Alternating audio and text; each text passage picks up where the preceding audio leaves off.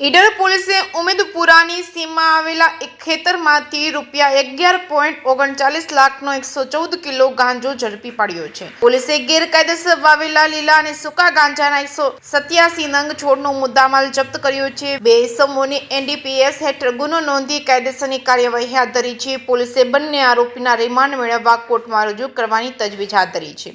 સાબરકાંઠા જિલ્લાના ઈડર તાલુકામાં આવેલા ઉમેદપુરાની સીમમાં આવેલ ખેતરમાંથી બાતમી આધારે પોલીસે લીલા અને સૂકા ગાંજાના છોડનો 114 કિલો ગાંજાનો જથ્થો ઝડપી પાડ્યો છે. ઈડર સહિત સમગ્ર જિલ્લામાં ચકચાર મચી ગઈ છે. જ્યારે પોલીસે 11.39 લાખનો મુદ્દામાલ કબજે લઈ ખેતરના માલિક સહિત એક ઇસમને મળી બે શખ્સો સામે NDPS એક્ટ હેઠળ ગુનો નોંધી વધુ કાર્યવાહી હાથ ધરી હોવાનું જાણવા મળ્યું છે. આ અંગે મળતી માહિતી મુજબ ઈડર પોલીસને શનિવારના રોજ બાતમી મળી હતી કે તાલુકાના ઉમેદપુરા ગામની સીમમાં આવેલ એક ખેતરમાં માળિયાવાળા કુવા પર ગાંજાનું મોટા પ્રમાણમાં વાવેતર કરેલ છે.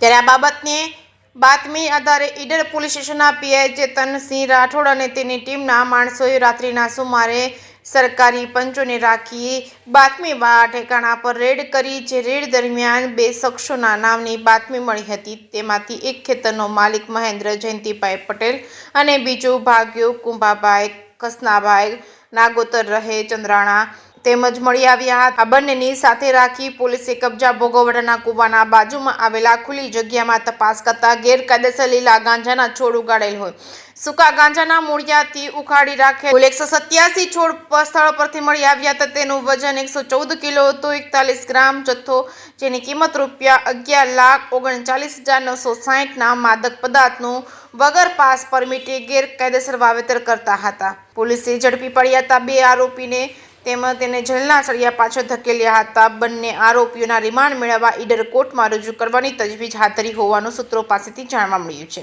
JK સિંહ સાથે અશોક નાઈ, સાબરકાંઠા.